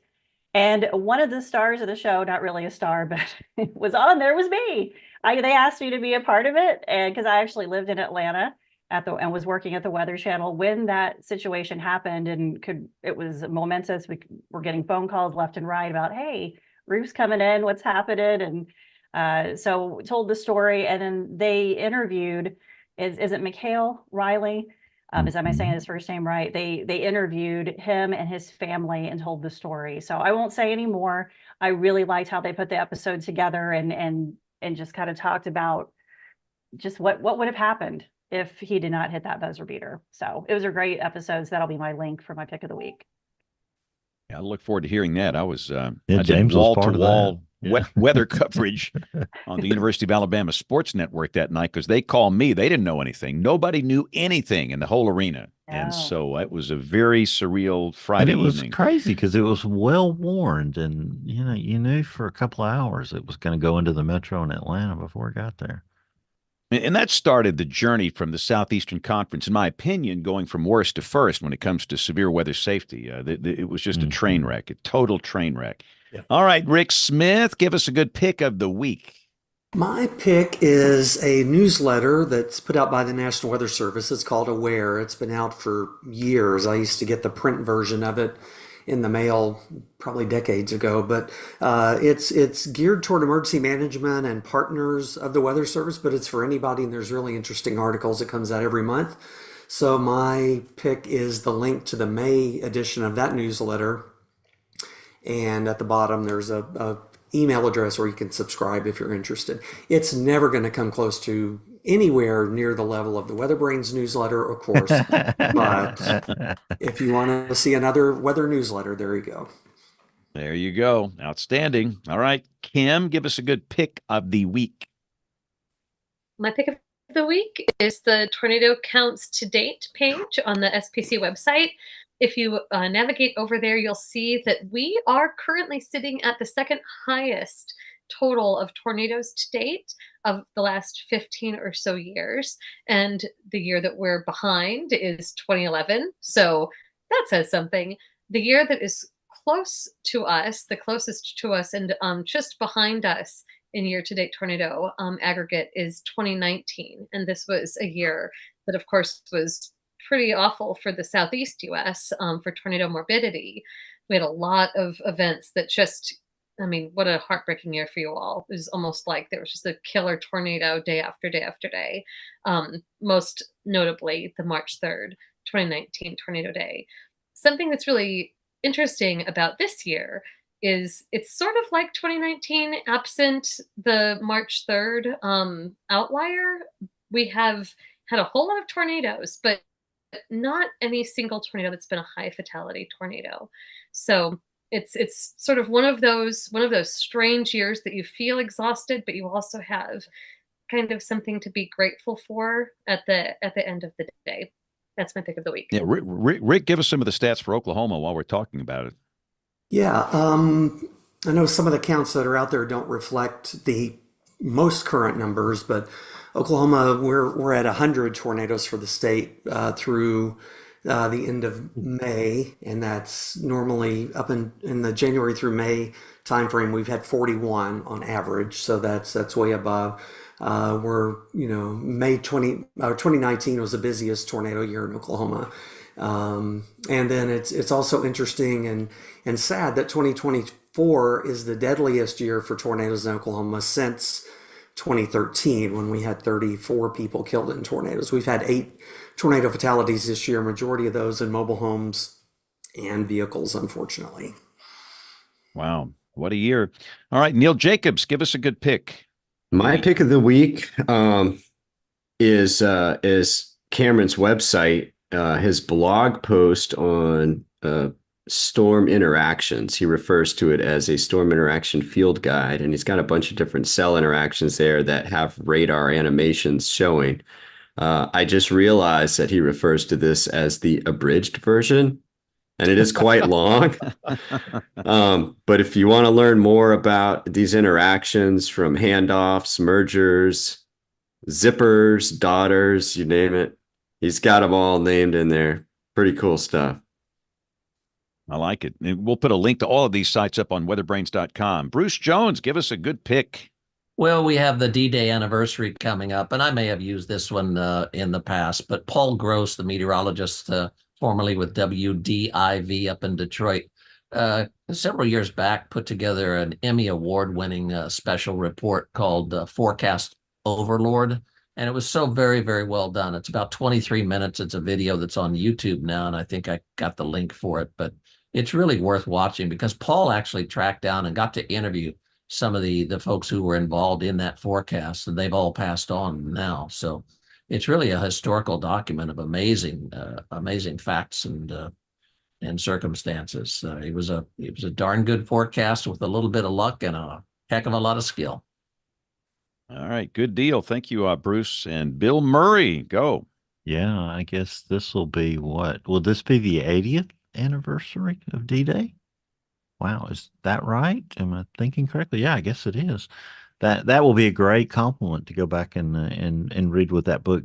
Yeah, James, mine's not weather related tonight, but I was looking around for a good movie to watch last weekend, and there's a movie that's out under the radar out there. Troy, it was really recognized at South by Southwest, but it's called Blackberry, and it's about the RIM people, the Research in Motion folks, and how they, created the BlackBerry, which was a game changer. Of course, eclipsed a few years later by the iPhone.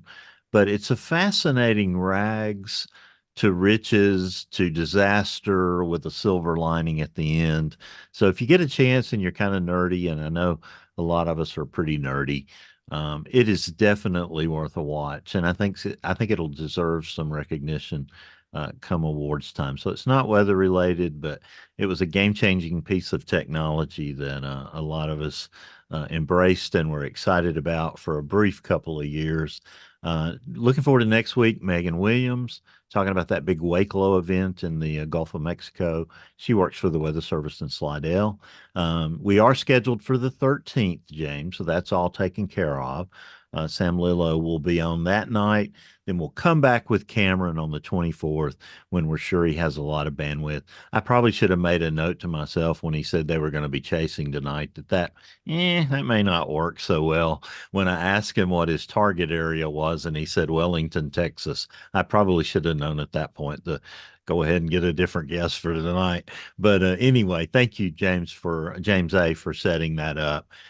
That really is going to be a treat when we do that. And we're going to come back on the 1st of July with some of the folks from the National Weather Service's warning area. Kevin Law set that up for us. So I think that's going to be a fabulous show.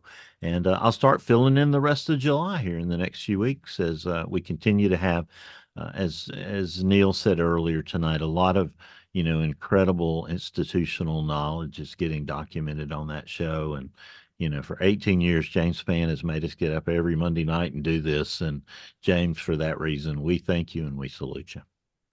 Well, it's been a great ride. And I do agree that the goodness, the guests and the information that's been shared on this show for 18 years, it's been pretty remarkable. But again, just to reinforce what Bill said, we have 2 shows next week. I will be on vacation the week of the 17th. So the 17th, June 17th show is going to be recorded on the 13th. And I think, Bill, we're going to have a crew in Myrtle Beach. I know. That's going to be fun. Y'all can't be in the same place at any one time there in case an asteroid comes. So no congregating.